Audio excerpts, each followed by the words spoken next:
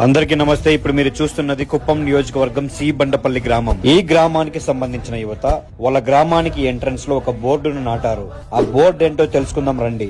ఈ బోర్డులో ఏం రాసిందంటే, సి బండపల్లి గ్రామంలో అందరూ హిందువులే కావున అన్యమతస్థులు గ్రామ పెద్దల అనుమతి లేకుండా ప్రవేశం లేదు. అన్యమత ప్రచారం ఇక్కడ నిషిద్ధం. అతిక్రమిస్తే జరిగే తీవ్ర పరిణామాలకు మేము బాధ్యత వహించము. గ్రామస్తులు ఈ నిర్ణయాన్ని ఎందుకు తీసుకున్నారో వారి మాటల్లోనే తెలుసుకుందాం రండి. మత మార్పులు చాలా జరుగుతూ ఉన్నాయి కాబట్టి ప్రతి గ్రామంలోనూ ఇలా నినాదాలు పెడితే బాగుంటుందని మా ఉద్దేశంతో పెట్టాము. మా ఊర్లో చాలా ఇంతవరకు చూస్తూనే ఉన్నాము. ఒక ఇల్లు ఉండింది ఫస్ట్ ఇంతకు ముందు, ఇప్పుడు 2-3 ఇళ్లుగా మారాయి. అది అలా జరగకుండా ఉండాలనేసి ఇతర మతస్థులు మా ఊర్లోకి వచ్చే ముందు పెద్దల అనుమతి లేకుండా ఊర్లోకి రాకూడదనేసి గ్రామస్తులందరూ తీర్మానం చేసుకుని మేము ఇలా చేయడం జరిగింది.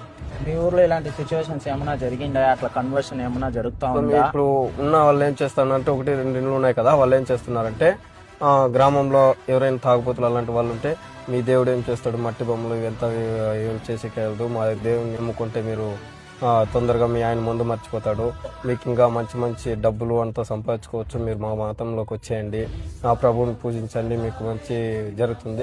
హాస్పిటల్ విషయంలో కొంచెం సీరియస్ గా ఉండి ఏదన్నా మన దగ్గర బాగా హాస్పిటల్లో బాగా అయిపోయే ఉద్దేశం ఉంటుంది, బాగా అయిపోయి 90% క్యూర్ అయిపోయిన వాళ్ళ దగ్గర పోయిలేసిందనా ప్రార్థన చేసి మా దేవుని వల్ల ప్రార్థన చేయడం వల్ల మీరు బాగున్నారు, మీరు మా మతంలోకి వచ్చేయండి, కన్వర్ట్ అయిపోండి, మా దేవుని మార్చండి అని మా దేవునికి మొక్కండి అట్లని మార్చుకున్నారు సార్. వేరే మతాల మీద వాళ్ళ మీద కోపాలతో వాళ్ళ మీద కక్షలతో ఏమన్నా ఈ బోర్డు పెట్టడం జరిగిందా? అలాంటిది ఏం లేదు స్వామి. మన మతాన్ని మన గౌరవాన్ని మనం కాపాడుకోవాలని, మా హిందూ ధర్మాన్ని ప్రతి ఊర్లని ఇట్లా కాపాడుకొని ఒక ఐకత్యంగా ఉండాలని మేము మా మతాన్ని ఇట్లా కాపాడుకుని జయప్రదం చేసుకోపోతాం.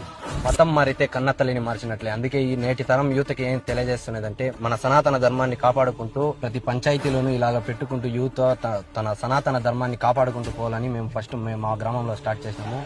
ఇది అన్ని గ్రామాలకి వెళ్ళాలని ప్రయత్నిస్తున్నాం. భారతదేశంలో ఉన్న మనం హిందువులకేమో అలాంటిది వాళ్ళు క్రిస్టియన్ ఎక్కడో వచ్చిన వాళ్ళు మన హిందువులను దాడి చేస్తున్నారు. ఇప్పుడు అంటే ఈ పరిస్థితి ఎట్లయిపోయిందంటే, మన ఇంట్లో ఉంటే కూడా వచ్చి యారోళ్ళు కొట్టేసి వెళ్ళిపోయినట్లు ఉంది ఇప్పుడు ఈ పరిస్థితి.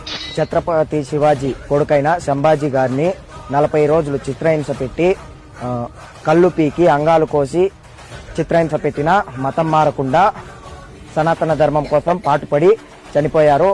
అలాంటి వాళ్ళు ఎందరో ప్రతి ఇంటికి ఒక శివాజీ సంభాజీ పుట్టుకురావాలని కోరుతూ ఇలా చేయడం జరిగింది.